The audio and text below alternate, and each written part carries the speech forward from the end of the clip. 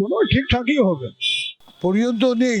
সরকার ঠিক করছে সেটাই আমাদেরকে করতে হচ্ছে বাধ্যতামূলক। এসব তো বেকার, এসব করার কোনো প্রয়োজনই ছিল না।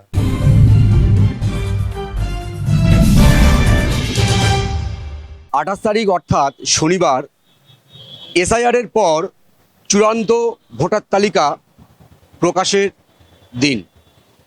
নির্বাচন কমিশনকে চূড়ান্ত ভোটার তালিকা প্রকাশ করতে হবে, কিন্তু অন্যদিকে এখনো পর্যন্ত প্রায় 50 লক্ষ তথ্য যাচাইয়ের কাজ বাকি রয়েছে। সেজন্য ভিন রাজ্য থেকে জুডিশিয়াল অফিসার নিয়ে আসার নির্দেশ দিয়েছে সুপ্রিম কোর্ট। এবারে সেই অফিসারদের যে প্রশিক্ষণ সেটা নিয়েও রাজ্য সরকারের পক্ষ থেকে সুপ্রিম কোর্টে আপত্তি জানানো হচ্ছে।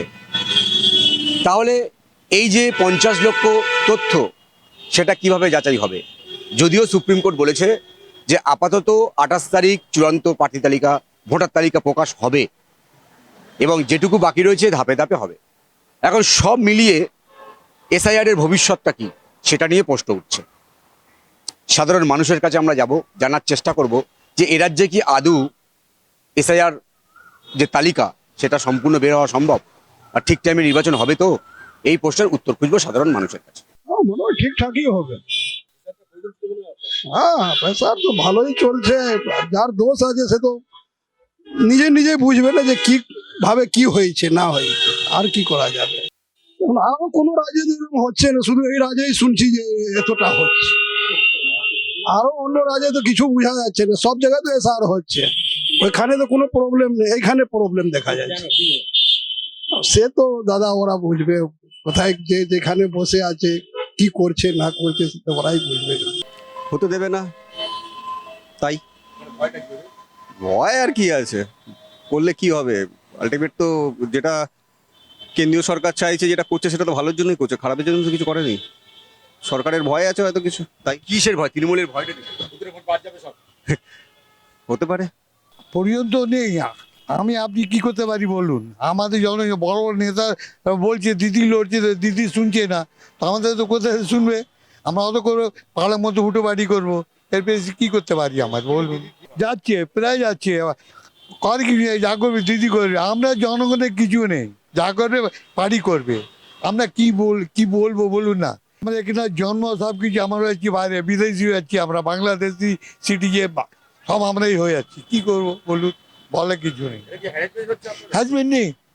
দেখুন না, 1993 একটা রেকর্ড বার করছি আমি, বলেন আমার জন্ম এখানটা, ওই সময় ছিল না বার্থ সার্টিফিকেট। হ্যাঁ, বাড়ির জন্ম কিছু নেই, আমাদের ছেলেদের জন্ম হয়েছে, আমরা ওর সব রেখেছি, কিন্তু আমার নেই, আমার বাবা নেই, আমার দাদু কোন যুগে মরছে আমরা জানি না, আমরা দেখিনি দাদুকে, কিন্তু ওইসব বাকি যেটা দরকার পাচ্ছি তুলে তুলে রাখছি টাকায়।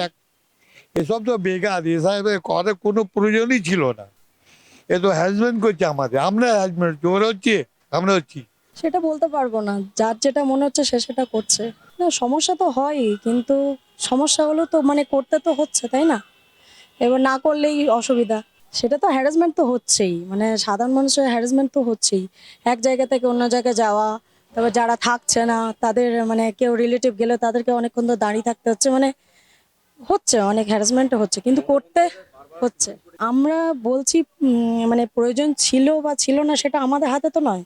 এবার যেটা সরকার ঠিক করছে সেটাই আমাদেরকে করতে হচ্ছে বাধ্যতামূলক। তো মানে সময়ের সাথে সাথে যেরকম চলছে সেরকমই আমাদেরকে করতে হচ্ছে। এখন যারা রুলিং থাকে তারা তো বিরোধীদের পক্ষে কিছু, যারা কি করবে সব কিছুতেই স্টেপ নেবে।